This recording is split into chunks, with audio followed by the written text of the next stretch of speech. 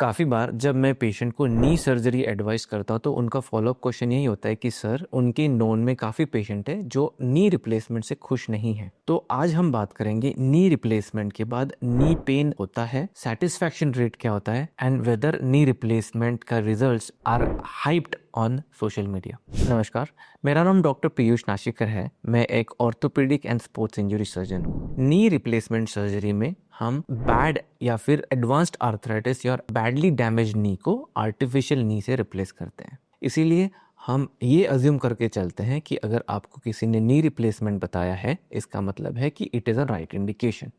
And इस video में हम उन्हीं डिससेटिस्फाइड पेशेंट्स के बारे में बात करेंगे जिनकी नी रिप्लेसमेंट सर्जरी अच्छी हुई है but still they are experiencing the pain. ये देखा गया है नी रिप्लेसमेंट के बाद around 80 to 90% of patients are fully satisfied and 10 to 20% of the patients are either partially satisfied or dissatisfied. That means it is not 100% magic. Knee replacement के बाद satisfaction क्यों आता है?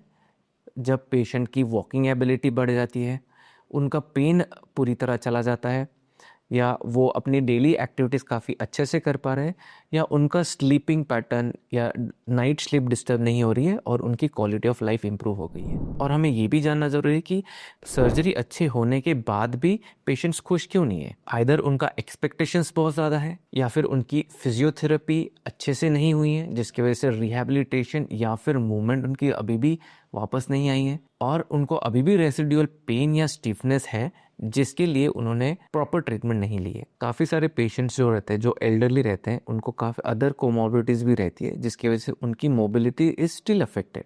काफ़ी बार ऐसा भी होता है कि पेशेंट इतने सालों से रिस्ट्रिक्टेड मूवमेंट कर रहे हैं तो after surgery they are afraid to move, तो इसीलिए वो फिजियोथेरेपी या फिर मूवमेंट ही नहीं करते हैं। तो उनको एक डर लगा रहता है जिसकी वजह से they are expecting some magic जो नहीं हो रहा है। तो knee replacement although it is a surgery, but इसको काम करने के लिए हमें बॉडी एंड माइंड को भी टुगेदर साथ रखना ज़रूरी है। तो आपके doubts before surgery has to be addressed by the doctor. हमें ये भी जानना ज़रूरी है कि नी रिप्लेसमेंट एक सर्जरी है। हम सर्जरी के इमीडिएटली 3 to 4 आवर्स के बाद चलना शुरू तो कर देते हैं, सीढ़ियाँ चढ़ना नेक्स्ट डे या 1-2 दिन में शुरू कर देते हैं, बट कंप्लीट इंडिपेंडेंस आने के लिए 2 to 6 वीक्स लगता है, और कंप्लीट रिकवरी के लिए या फिर पूरी तरह से पेन रिलीफ होने के लिए एटलीस्ट 6 to 9 मंथ्स लगता है। Some patients do experience breakthrough pains. ये ब्रेक थ्रू पेन्स क्या होते हैं? काफ़ी बार हमारी रिकवरी स्मूथ चलती रहती है and then suddenly you experience pen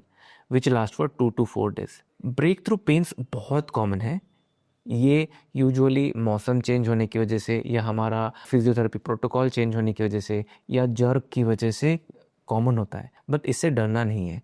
ये usually short term pain killer से काफ़ी अच्छे से मैनेज हो जाता है। अगर आपको डर लगता है तो you talk to your doctor. In my experience most satisfied patients are those who have right indication for surgery, who are mentally prepared even before surgery that there will be pain और recovery के लिए time लगने वाला है। They are committed to do physiotherapy. They are not expecting a magic but improvement in quality of life. In patients ने काफ़ी हद तक, काफ़ी दिनों तक पेन टॉलरेट किया रहता है and they have tried all the aspects of conservative treatment and they are themselves convinced कि surgery is the only option. If a surgeon is forcing a surgery on you, there are high chances that despite a good surgery, patient will be dissatisfied. इसीलिए मेरा advice यही होता है कि अगर आपको advanced arthritis है, you should try all the means at least for 6 weeks to 3 months, जिसमें आपको पता है कि कोई भी मेडिसिन आपको काम नहीं कर रही है, all the types of conservative treatment is exhausted. अगर आपको नी सर्जरी किसी ने एडवाइस की है, take a second opinion, find a good doctor जिसमें आपको कॉन्फिडेंस आए, put your complete trust in him, get a good rehab, keep your patience and be positive about the recovery. अगर ये video आपको हेल्पफुल लगा, please do not hesitate to share.